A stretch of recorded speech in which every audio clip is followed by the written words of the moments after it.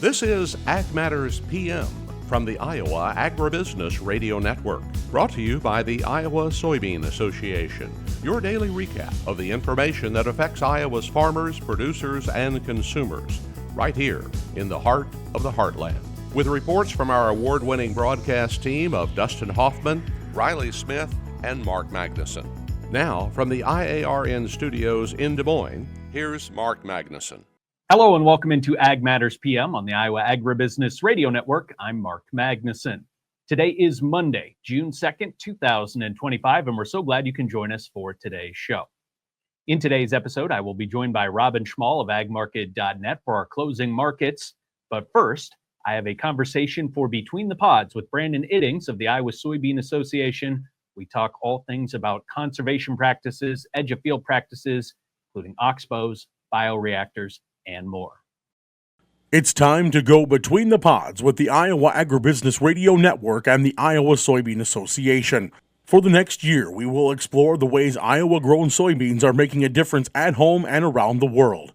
Now, here's your host of Between the Pods, Mark Magnuson. Mark Magnuson for the Iowa Agribusiness Radio Network, and I'm joined today by Brandon Iddings. We are at the Iowa Soybean Association for Between the Pods.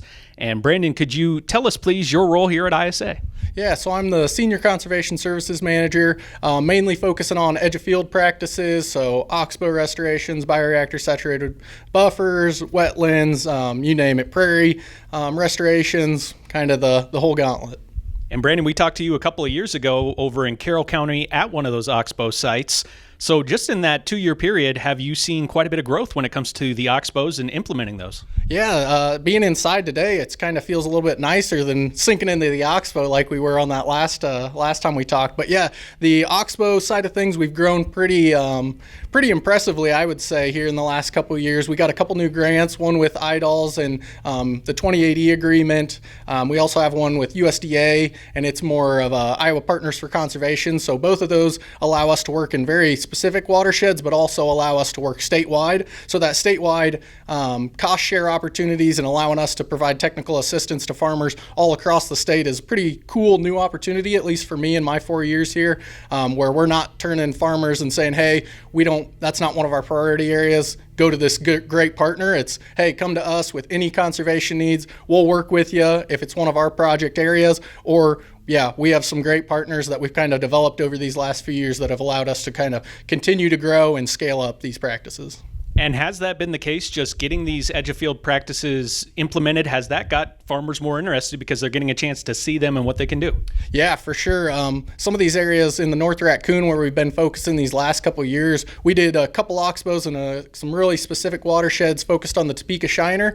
And we weren't having a lot of initial interest just because you'd talk to a farmer, they'd say, well, what's an oxbow? Well, after we did a couple and were allowed or able to show farmers, hey, this is what an oxbow is. It's an area that's usually unproductive. It's in the floodplain. It's unprofitable. Let's turn it into these kind of off-channel wetlands. You can use them to water cows, as well as all these other benefits to them. So once we were able to show farmers what they were, we had them kind of flying off the shelves, as you will. Farmers would talk to each other and say, hey, I worked with Brandon, I worked with U.S. Fish and Wildlife, I worked with the Nature Conservancy. Hey, you should go work with them. They make it super easy. And then we come in, we design the project, make sure it fits with the landowner's goals, and then we have contractors come in, do the construction, and get out of your hair. We try and make it as simple as possible. So, Brandon, it's not just the oxbows. Obviously, those are a big part of it, but the end of the process, it's all about reducing those nitrates, correct? Yeah, so that's one of the big things. That's where the 2080 funding comes in from IDALS. One of their main goals is obviously nutrient reduction. So with these oxbows, if we can reroute tile lines into them, it's seeing 62% of the nitrates being reduced. So that's just another kind of one of the benefits, or another benefit of these oxbow restorations. So, but then the same with bioreactors and saturated buffers, you're seeing 40 to 50% reductions. Not all farms have a oxbow restoration. So can we fit a saturated buffer in there? Can we fit a bioreactor? Is there potential for controlled drainage? There's all these different kind of opportunities for landowners out there. And I don't necessarily want farmers to know all these things. I don't know all these conservation practices, but I want farmers to feel comfortable to, hey, I'm interested in conservation in this kind of unproductive, unprofitable part of my farm. Come to me, come to the team here at Iowa Soybean Association, and we'll get a practice that fits you, fits the goals of your farm, and make sure you're still profitable and productive on the other acres. As far as a bioreactor, would you say it's fair to say that that's almost like a man-made oxbow in terms of you're putting those wood chips into the ground, you're putting the water where you want it to flow through, and then it's reducing those nutrients? Yeah, so pretty much acts the same way. There's a lot of organic matter in the oxbows in the soil already, and so that's what's taking the nitrates up, whereas in a bioreactor, it's you're kind of putting these wood chips out there. The microbes in those wood chips are eating the nitrogen, using the oxygen, turning it into nitrogen, which is, I think, 80% of our atmosphere. So pretty much the same process, just one's the natural way, one's the man-made way. They both work great. It's just, hey, where can we fit each of these opportunities? And then when we talk about wetlands, those are kind of the all-encompassing, I guess, conservation practice. But again, that's more of a specific to each farm. You obviously would have to have that already kind of there. Yeah, for sure. And that's so I always tell people, well, what's the difference between a wetland and an oxbow? And I'd say there's really not a huge difference. They provide the same benefits. The oxbows are just a little bit smaller. Kind of on average, our oxbows are a third of an acre to half an acre in size. We have done some that are an acre or two in size, whereas these wetlands are usually an acre to 3 acres of actual standing water, and then you have that buffer around it. So it usually takes a little bit more ground to put in a kind of these bigger sized wetlands. But one of the new programs we're doing, we're calling them shallow water excavations here at Iowa Soybean. So it's just getting the ball rolling here in the last 6 months on these projects, where we're kind of doing a smaller scale wetlands. So these areas might be 2/10 of an acre water holding capacity, but then an acre of kind of that native prairie buffer around it that allows for, in big storm flow events, or when we are getting these 3-5 inch rains anymore, it's going to expand to that maybe acre of unproductive ground, and then over the next 24 hours it's going to go back to where it was in that 2/10 of an acre actual wetland zone. So let's go back to where we started. Let's say a farmer is hearing this conversation, or they've been on a farm that has had one of these practices put in. What is the starting point for them? Do they come to you with an idea, or do they come to you and say, hey, I need to do something on my farm on some of these unproductive acres? Where do I start?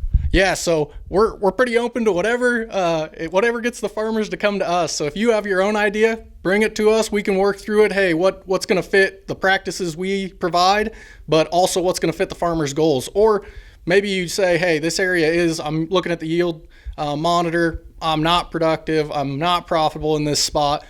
Maybe I should go see what other cost share opportunities are out there to put conservation on the ground, to be more conservation minded, but also to not be losing those dollars on those unproductive acres. So we're also focused in these areas that aren't in production at all. Like that's kind of the edge of field opportunity here. It's these scrubby areas. It's those 2-year floodplains where every other year the creek's coming out of its banks. So what can we do in those areas where you're already not farming to benefit conservation, to benefit water quality, to benefit habitat, all these different things?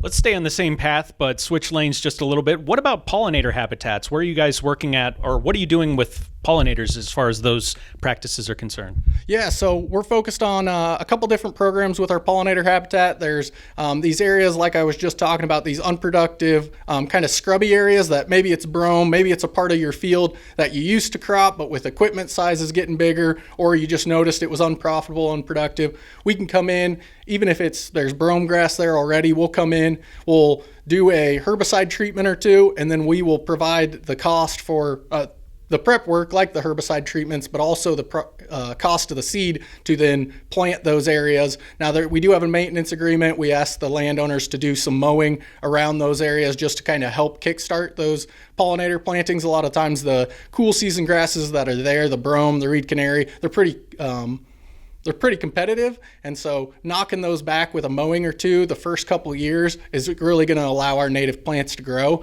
We're also focused in these areas, again, that are unproductive in your field. We're just writing an article that's going to be coming out here in a couple months about these prairie strips. So if you can take out these pretty small areas out in your crop fields that are unproductive, they are maybe highly erodible, and we can plant these small 1 acre strips out in the field to kind of help with some of that erosion. It's going to almost act as a terrace out in your field. So we're going to plant these prairie with their deep roots. They're going to hold back a lot of that sediment, and you can still farm. It's an area, maybe this area part of your field is not in a straight line and it's unproductive anyway, so we can utilize that area, plant a prairie strip, and the water quality benefits on prairie strips and phosphorus benefits are pretty crazy. The nitrate removal, if you put in a prairie strip, it's like 95% in that area. The phosphorus removed is like 80%, so pretty staggering numbers. If we can focus in these areas that are unprofitable, unproductive, plant these areas into small pollinator native grasses, they're going to have huge benefits. So really, it's, almost everything we talked about here today. You have the benefit for, obviously, the environment. You have the benefits for the water quality, and then the benefit as well that you can add in with the wildlife side of things. So it's really a win-win-win. Yeah, for sure. And the benefits to the farmers, it's these areas maybe you do have a little bit of erosion out in your field. Let's hold that water back. That dirt is what makes Iowa soil and Iowa farms so profitable. So let's keep it out in that field. There's a benefit to the farmer. These oxbow restorations, they're unproductive areas anyways, but the dirt we get out of these oxbows when we do the excavations, put that on a sandy knob out in your crop field. One farmer was telling us he was seeing 10 to 20 bushels increase in his yields just in that 5 acre spot we put the dirt. So we try and pair conservation practices that have benefits to the farmer, water quality, the habitat, flood mitigation. We're going to be talking here in a couple weeks a little bit more about flood mitigation for oxbow restorations and wetland restorations over in the Cedar Rapids area. So hopefully we're not having those economic losses in the city, out in the rural areas, kind of both, where we're holding a lot more water on the landscape and not letting it go down the stream so quickly. And then just to wrap up here today, Brandon, the Innovation of Profit series coming up end of June and into July, and going to be focusing on some of the things we talked about today, aren't you, in terms of unproductive acres and how you can do some things on those acres that, you know, in the long run are really going to help you out. Yeah, it's going to be a pretty interesting field day. We're going to do some walking tours. So the first site we're going to, it's a wetland. They have prairie strips. They have some windbreaks. So they're also doing relay cropping. So it's going to be a really interesting field day where we're kind of walking from practice to practice. How does it fit in that farm? So that event's up in northeast Iowa, around the Fort Atkinson area, just south of Decorah. The second event, we're going to again be doing some farm tour walking. So we're looking at a wetland over in Carroll County that used to be really unproductive ground. They worked with IDOLs, installed a CREP wetland. The IDOLs pays for the wetland. They also pay an easement price, which is can be pretty nice and an additional benefit to the landowner. So we'll be talking about that. We'll be talking about just crop updates. We'll have our research agronomists there to talk about, hey, what are they seeing out on the out in the crop fields that time of year, and just, hey, if you have questions about those topics, bring them. The research agronomist is there to help work with you, say, hey, you're seeing a pest, what can you do to maybe counteract that? Or, hey, I'm seeing this in my fields, what can we do about that? We're also going to have a research agronomist there to talk about cover crops, tillage, and start getting people to kind of think about that for this fall when after harvest, getting those cover crops planted. And so can people who are interested get signed up right now? Yeah, if you go to iowasoybean.com and go to the events tab, both of the events are right there. Or if you can't find those, go reach out to anybody you know with Iowa Soybean Association, and they'll get you in the right place. And then that's kind of the same thing for what we started the conversation with in terms of the conservation practices, the edge of field practices. Just need to get your foot in the door, and then someone's going to direct you in the right area, right, for if they are interested? Yeah, we have a great conservation team, the research agronomy team, our analytics team. Basically, everybody at Iowa Soybean is here to help. We'll get you in the right place. We might not be the perfect contact, but somebody at Iowa Soybean will be able to help you with whatever conservation goal, whatever research goals you're looking at.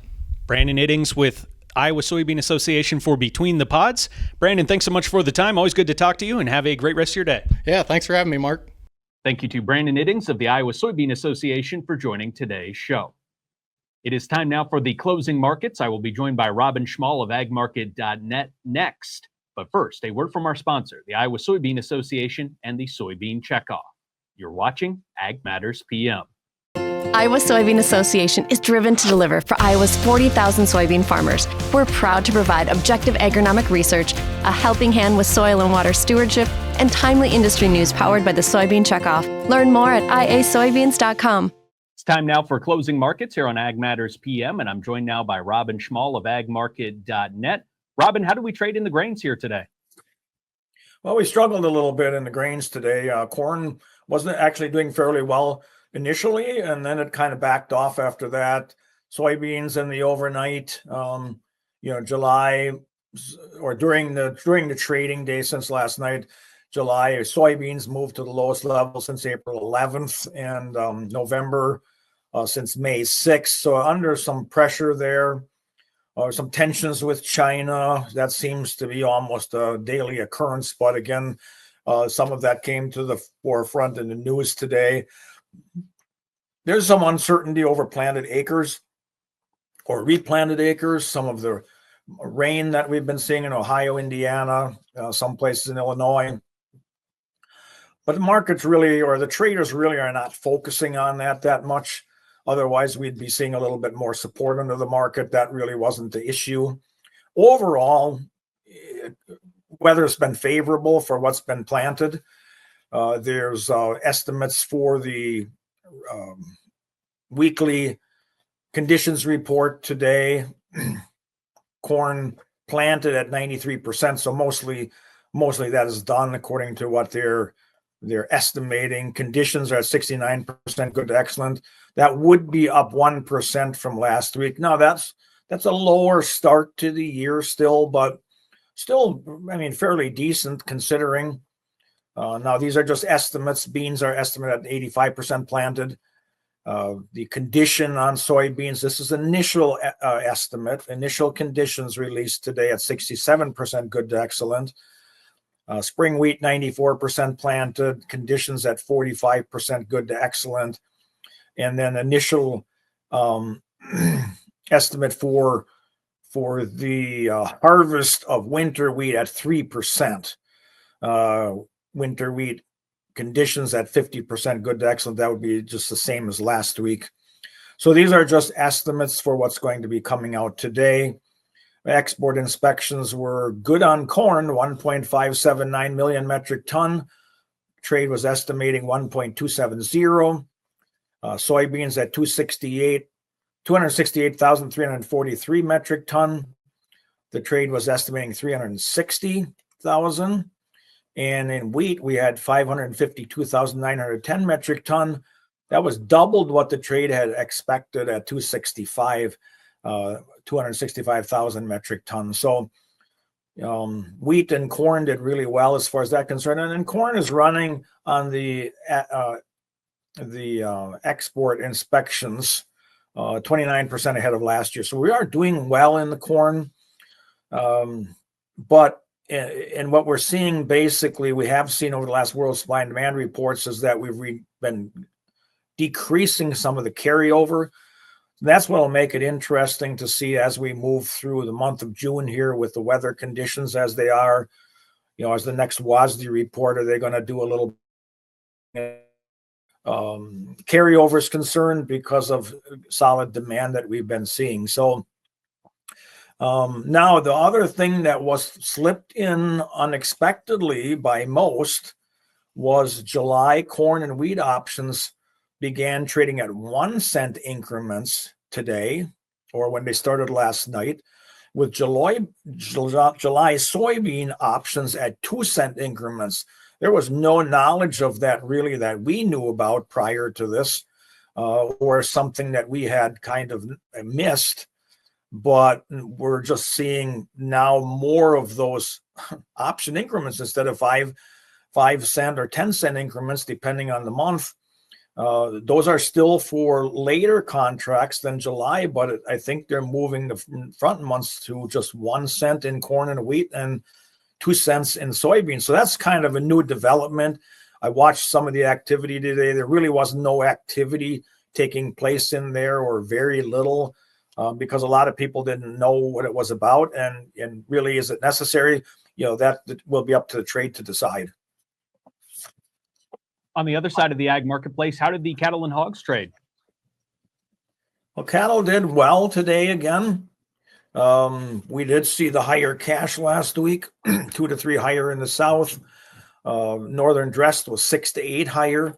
That just doesn't seem to slow down, but traders are a little bit cautious in that market because of the lofty prices. Now, along with that, the new trading limits took place today. They expanded the daily trade in live cattle from $6.50 to $7.50, and they took feeder cattle from $8.25 to $9.25. Those are the daily limits now. Now, if we go to an expanded trading limit because of a limit move in the market, the following day we're looking at $10.75 for live cattle and $13.75 for feeder cattle. So this could heighten the volatility if we see something that would repeat like we saw last week Tuesday with the fake news of the New World screwworm in Missouri. That was quite an exciting day. A lot of market movement. It did recover that. I mean, really, when we look at the futures now, that's all been recovered from that day, because we're seeing some solid support, solid demand in the beef market still. The box beef prices continue to make new highs. Now at midday today, they varied. We were mixed with choice down 20 cents, select up 80 cents, but we just keep on escalating. Feedlots have no concern over holding those cattle to higher weights. It's been working. Packers have been short bought. They've just had to step up and pay higher cash each week, and that's going to continue at this point in time unless we see some change in demand. Hogs, there was some spreading activity today. Front months were lower, later contracts were higher. New highs in August and later new contract highs on renewed optimism over demand. Now, last week we did see solid gains in the cutout values. Cutouts at midday today were only down a penny, so not a big deal. There were no price listed in the National Daily Direct. There were not even any hogs listed for trading in the National Daily Direct report. So packers seem to have been really slow in getting going this week, and I think they want to make an assessment off of weekend demand before they step into the market fairly heavily. Robin Schmahl, agmarket.net. What's the best way for our viewers to get in touch for more marketing information? Well, they can call me directly at 877-256-3253, or they can go to our website, agmarket.net, call 844 number there listed, and they'll be able to reach somebody. Robin Schmahl, agmarket.net, my guest here today for Closing Markets. Robin, thanks so much for the time. Appreciate it, and have a great rest of your week. All right. Thank you for allowing me to be on. Thank you to Robin Schmahl of agmarket.net for joining today's show. Let's take a look at the closing numbers from the markets today, and you can find that information under the Markets tab of our website anytime at iowaagnet.com. July corn closes down 5 3/4 at 438 1/4. July soybeans down 8 1/4 at 1033 1/2. July soybean meal down 240 at 293.90.